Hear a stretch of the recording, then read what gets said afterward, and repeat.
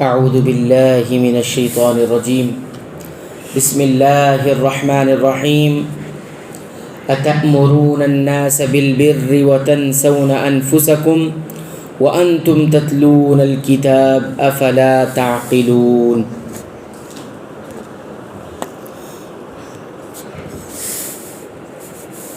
کیا لوگوں کو بھلائیوں کا حکم کرتے ہو اور خود اپنے آپ کو بھول جاتے ہو؟ باوجود یہ کہ تم کتاب پڑھتے ہو، کیا اتنی بھی تم میں سمجھ نہیں؟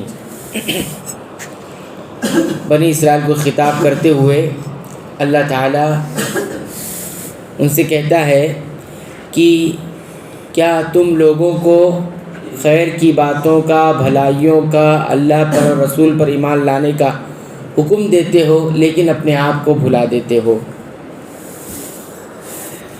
یعنی یہاں بتایا جا رہا ہے کہ یہ کیسا معاملہ ہے تمہارا کہ دوسروں کو، تم میں سے کچھ ایسے ہوتے ہیں جو دوسروں کو بتاتے ہیں کہ محمد صلی اللہ علیہ وسلم برحق ہیں، ان کی اتباع کی جائے، یہ بتاتے ہو، یہ حکم بھی دیتے ہو، لیکن تمہاری جب اپنی باری آتی ہے اسے قبول کرنے کا تو یہ دنیا کی چاہت، یہ دنیا کی سرداری، یہ ساری چیزیں تمہیں ایمان لانے سے اور حق قبول کرنے سے روک دیتی ہے۔ اس سلسلے میں آپ واقعہ دیکھیے، اتنا واضح واقعہ ہے اس کے اندر ان کی اس معاملے کی، یعنی خود کو بھلا دینا اور دوسروں کو اچھائی کا حکم دینا اور خود اس کو نہ اپنانا، اس کی واضح مثال ہے۔ دیکھیے نبی کریم صلی اللہ علیہ وسلم کے پاس ایک یہودی بچہ تھا، غلام کے طور پر یا خدمت کیا کرتا تھا آپ صلی اللہ علیہ وسلم کی۔ ایک دن اس کی طبیعت خراب ہو جاتی ہے، بیمار ہو جاتا ہے۔ نبی کریم صلی اللہ علیہ وسلم ایسے بیماروں کی عیادت کے لیے جایا کرتے تھے، تو اس بچے کی عیادت کے لیے، اس کی خیر دریافت کرنے کے لیے اس کے یہاں گئے۔ تو وہاں جانے کے بعد نبی کریم صلی اللہ علیہ وسلم نے دیکھا کہ اس کی موت کا وقت قریب آ چکا ہے، یعنی لڑکا بچے گا نہیں۔ آپ صلی اللہ علیہ وسلم کو یہ محسوس ہوا۔ نبی کریم صلی اللہ علیہ وسلم وہیں موجود تھے۔ نبی کریم صلی اللہ علیہ وسلم نے اس بچے کو دعوت دی اسلام قبول کرنے کی، اسلام قبول کرنے کی دعوت دی اس بچے کو۔ تو وہ بچہ جو ہے اپنے باپ کی طرف دیکھ، یہودی کا بچہ ہے، اپنے باپ کی طرف دیکھ رہا ہے، یعنی وہ گویا مشورہ کر رہا ہے اپنے باپ سے، یہ چاہ رہا ہے کہ آپ کیا حکم دیتے ہو، کیا میں ان کی بات مان لوں، یعنی میں اسلام قبول کر لوں۔ تو اس کے ابو جو ہیں، اس کے والد جو ہے وہ یہودی ہے، وہ کہتے ہیں اطیع ابا القاسم۔ نبی کریم صلی اللہ علیہ وسلم کو کس طرح پکارتے تھے؟ ابو القاسم کہہ کر پکارتے تھے یہودی۔ تو کہتے ہیں بچے اپنے بیٹے کو کہتے ہیں بیٹے تم ابو القاسم کی بات مان لو، یعنی اسلام قبول کر لو، ایمان لے آؤ، ٹھیک ہے۔ لہٰذا وہ بچہ جو ہے حق کی گواہی دے دیتا ہے، اسلام قبول کر لیتا ہے، لا الہ الا اللہ محمد رسول اللہ کی گواہی دے دیتے۔ دیکھیے یہود کا بچہ ہے، یہود کا گھرانے کا ہے، لیکن وہ اسلام قبول کر لیتا ہے۔ نبی کریم صلی اللہ علیہ وسلم جب وہاں سے واپس ہوتے ہیں تو یہ کہتے ہوئے واپس ہوتے ہیں الحمدللہ الذی انقذہ بی من النار۔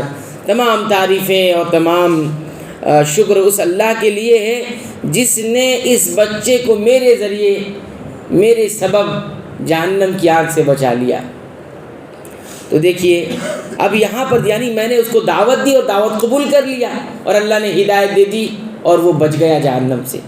تو دیکھیے یہاں پر کتنی واضح مثال ہے کہ یہود خود ایمان نہیں لایا ہے، خود اللہ کے رسول کو برحق جان رہا ہے۔ سوچئے بچے کو کہہ رہا ہے کہ قبول کر لو، سوچئے آپ کہ کتنے اچھی طرح وہ حق کو پہچانتے رہے ہوں گے، کتنے اچھی طرح محمد صلی اللہ علیہ وسلم کے برحق ہونے کا یقین رکھتے ہوں گے، لیکن ایمان نہیں لاتے۔ لیکن بچے کو کیا کہہ رہا ہے کہ تم ایمان لے آؤ۔ تو یہ واضح مثال ہے کہ بھلائی کا حکم دیتے ہو لوگوں کو، وہ تمہارے اپنے گھرانے کے ہو سکتے، کوئی اور ہو سکتا ہے، لیکن خود اپنے آپ کو کیوں بھلا دیتے ہو؟ وَأَنْتُمْ تَتْلُونَ الْكِتَابَ، اور حالانکہ تم کتاب پڑھتے ہو، یعنی تم تورات پڑھ رہے ہو، اس میں ساری باتیں لکھی ہوئی ہیں، یعنی یہ جو کچھ بھی تم کرتے ہو یہ سب علم رکھتے ہوئے کرتے ہو کہ یہ بھلائی کا حکم دینا ہے اور ایمان لانا، یہ سب تمہارے علم میں ہے۔ ایسا بھی نہیں ہے کہ تمہارے علم میں یہ سب ہے بھی نہیں، کتاب پڑھنے کے بعد بھی، علم رکھنے کے بعد بھی تم ایسا کر رہے ہو۔ اس سے علماء نے یہ کہا علم رکھتے ہوئے بھی کوئی عمل نہ کرے، جانتے ہوئے بھی عمل نہ کرے، تو گویا ایسا انسان کے اندر یہودیوں کی صفت موجود ہے، یہودیوں کی مشابہت اختیار کر رہا ہے وہ، کہ علم ہونے کے بعد بھی عمل نہیں کرتا، علم ہونے کے بعد بھی یعنی حق جانتے ہوئے بھی حق کو قبول نہیں کرتا، حق کو تسلیم نہیں کرتا۔ وَأَنْتُمْ تَتْلُونَ الْكِتَابَ أَفَلَا تَعْقِلُونَ، کیا تم اتنی بھی سمجھ نہیں رکھتے؟ دیکھیے سمجھ تو انسان کی عقل، یعنی تم اتنی بھی عقل نہیں رکھتے۔ عقل دو طرح کی ہے، دو قسم کی عقل ہوتی ہے، ایک عقل الرشد کہا جاتا ہے اور ایک عقل الادراک کہا جاتا ہے۔ عقل الادراک یہ ہوتا ہے کہ انسان اس چیزوں کو سمجھتا ہے، کون سی کیا نفع ہے کیا نقصان ہے، یہ عقل رکھتا ہے۔ لیکن عقل رشد کس کو کہتے ہیں؟ اس عقل کو برتتے ہوئے معاملات اچھے طریقے سے کرنا، اس کو عقل رشد کہا جاتا ہے، ہدایت والی عقل۔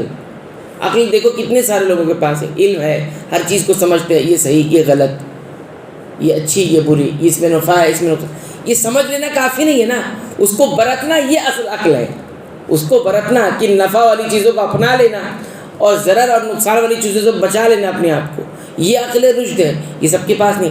ایمان بہت سارے لوگ جانتے ہیں اللہ برحق ہے، ایمان لاتے نہیں، تو عقل ہے کہ اللہ ہے، اللہ کی بات ماننا ہے یہ بھی میں، لیکن یہ عقل ہے، لیکن مان لینا اور برتنا اور اللہ کی مان کر چلنا یہ عقل رشد ہے۔ تو یہ افلا تعقلون، عقل رکھتے ہوئے تمہارے پاس عقل نہیں ہے، یعنی اپنے آپ کو بھلا دیتے ہو، خود ایمان نہیں لاتے ہو اور بھلائیوں کا حکم دوسروں کو دے رہے ہو، جیسا کہ واقعے میں واضح ہوا۔ تو یہ ساری باتیں اس آیت کریمہ سے اس آیت کریمہ کی تفسیر میں تھی جو ذکر کی گئی۔ آئندہ درس میں انشاءاللہ ہم یہ دیکھیں گے کہ اس آیت کریمہ سے ہمیں کتنی باتوں کا علم ہمیں ہوا اور کتنی باتیں سیکھنے کو ملی۔ اللہ تعالیٰ سے دعا کرتے ہیں رب العالمین تو ہمیں قرآن حکیم کی پابندی سے تلاوت کی توفیق عطا فرما، اس کو سمجھ کر غور کر کے پڑھنے کی توفیق عطا فرما، اس کے مطابق عمل کرنے کی توفیق عنایت فرما۔ اے اللہ تو قرآن حکیم کو ہمارے دلوں کی بہار بنا دے، ہمارے دلوں کی روشنی بنا دے، ہمارے تمام غموں کا مداوا اور علاج بنا۔ آمین۔ وآخر دعوانا الحمدللہ رب العالمین۔